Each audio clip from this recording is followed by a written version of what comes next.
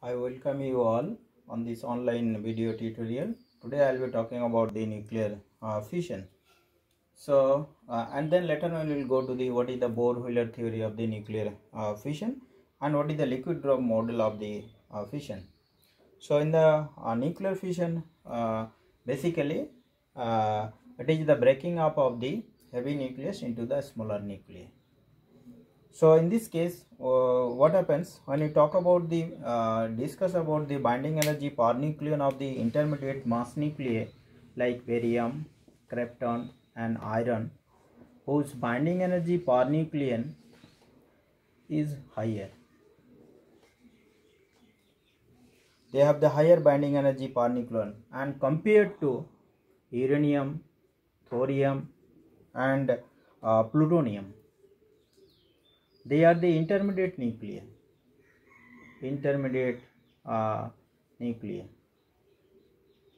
And these are the heavy nuclei.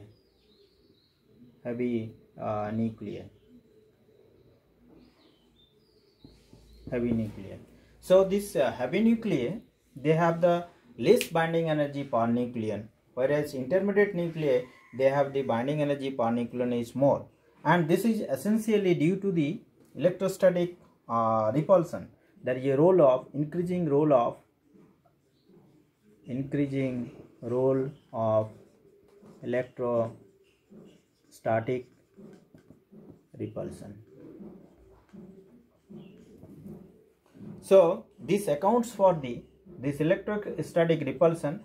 This accounts for the breaking of the less tightly bound nucleus, that is uranium, thorium, plutonium, to more tightly bound nucleus.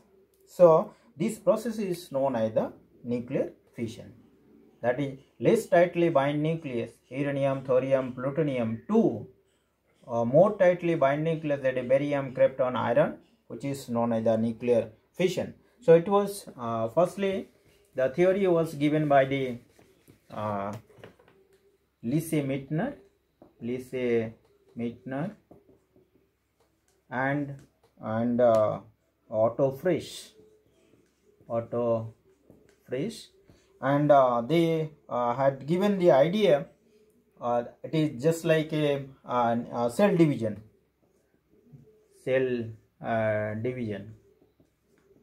The cell is divided into smaller and smaller parts. Similarly, this heavier nucleus converted into or divided into the lighter nucleus.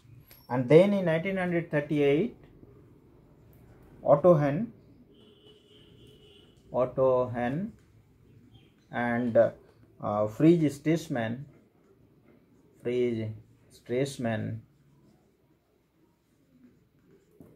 they established that barium was one of the product in the when the uranium is bombarded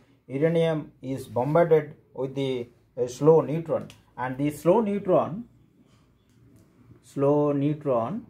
or it is known as the thermal neutron, whose velocity is 2100 meter per second. That is known as the slow neutron or the thermal neutron which is available at the room temperature. That is known as the slow neutron.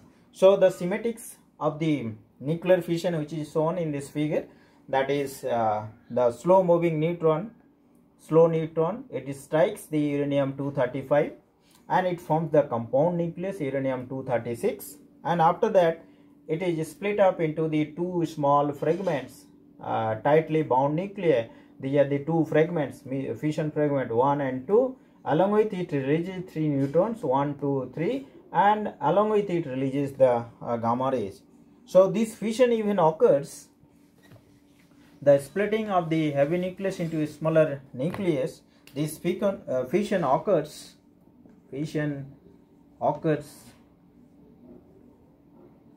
within 10 to the power minus 7 second of the neutron capture.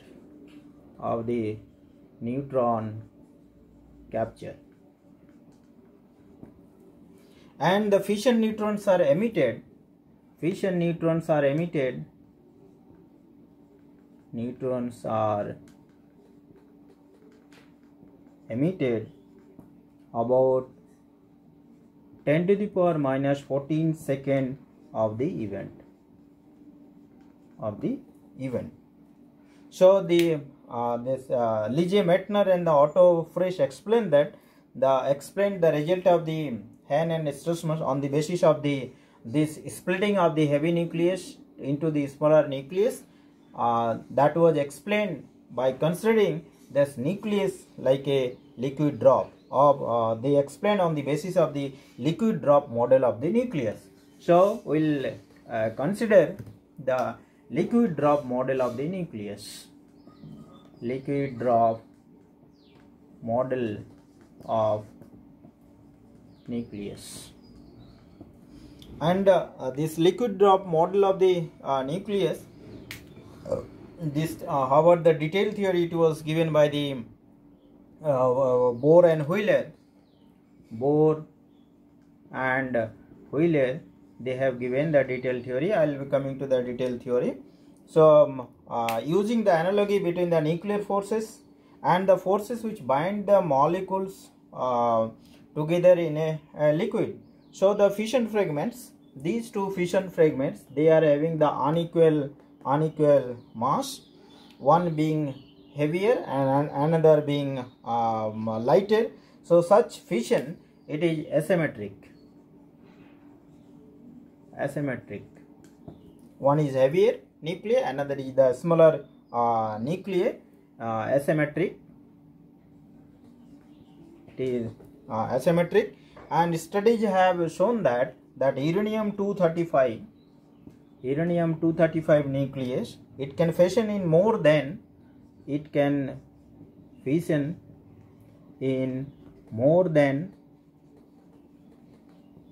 40 different ways. 40 different ways, and it means that the different nuclei which are produced in the 80, it means that 80 different nuclei are formed. 80 different nuclei are formed in the nuclear fission of the uranium-92-235. So what is the reaction is neutron 0N1 plus uranium-92-235 strikes. They form the compound nucleus, and it is split off into the smaller fragments, smaller nuclei. One is barium, whose atomic number 56 and 141, plus krypton, is atomic number 36 and 141, 92. This is 92, 141, plus 3 neutron plus 200 MeV electron. This energy is being released. So one is barium, another is krypton, and 3 neutron along with the 200 million electron volt of energies are released. So what it says, in case of the uranium-235, the fission takes place in the 40 different ways, and 80 different nuclei are formed. The one combination is barium and krypton. There may be another combination, there may be another. So 80 different nuclei are formed, and it can split off into the 40 different ways. So the heavier fragment, which is heavier nucleus which is formed, the heavier fragment, and the lighter fragment. The heavier fragment